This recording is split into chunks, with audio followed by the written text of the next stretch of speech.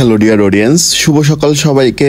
সকাল সকাল উঠেই এসএটের কল ছিল, প্রোগ্রামে অ্যাটেন্ড করতে হবে। তো সেই ক্ষেত্রে প্রোগ্রামের জন্য আজকে প্রস্তুতি নিচ্ছি। আর বিশেষ করে আজকের এই ব্লগটা আমি তোমাদের সাথে শেয়ার করতেছি। আমি কিভাবে প্রোগ্রামে গেলাম, কি অ্যাটেন্ড করলাম, আর রাস্তায় কি দেখলাম, কি শিখলাম, সব কয়টা বিষয়ে লিপিবদ্ধ করার চেষ্টা করব। এর ভিতরে কোনো বিষয় যদি মিসিং হয়ে যায় তার জন্য আন্তরিক দুঃখিত। বিশেষ করে আমি সকাল সকাল ওঠার একটাই রিজন, আমার মিটিংয়ে প্রোগ্রামে অ্যাটেন্ড করতে হবে। তো উত্তরার থেকে নর্মালি গুলশানে অনেক লেট হয়, তো আমি রেডি হয়ে গিয়েছি।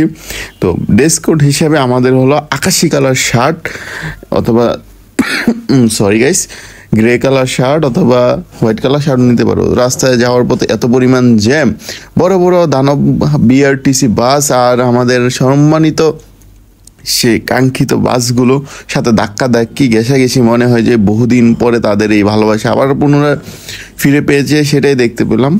আমার 10 মিনিটের রাস্তা লেগেছে প্রায় 2 ঘন্টার মতো।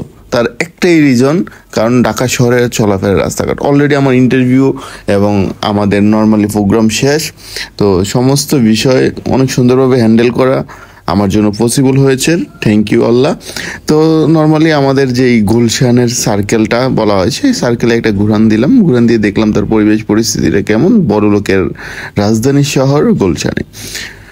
তো সব কিছু মিলেই সব ভালোই লাগলো। সিগনাল টিগনাল দেখে মনটা খুশি। তো কাজ টাজ সব শেষ করে ফিরে এলাম আবার গন্তব্যে, নিজের বাসভবনে।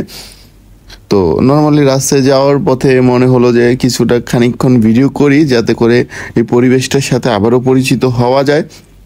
বড় বড় বিল্ডিংয়ের শহরটা, গাছপালার ভিড়ে আবারও হারিয়ে গেলাম সেই উত্তরাতে। সর্বশেষ একটা কথা বলি, আমার জন্য সবাই দোয়া করবেন। আশা করি পরবর্তী ভিডিওগুলোতে আমি ইন ডিটেলস কথা বলার চেষ্টা করব। আল্লাহ হাফেজ, ভালো থাকুন।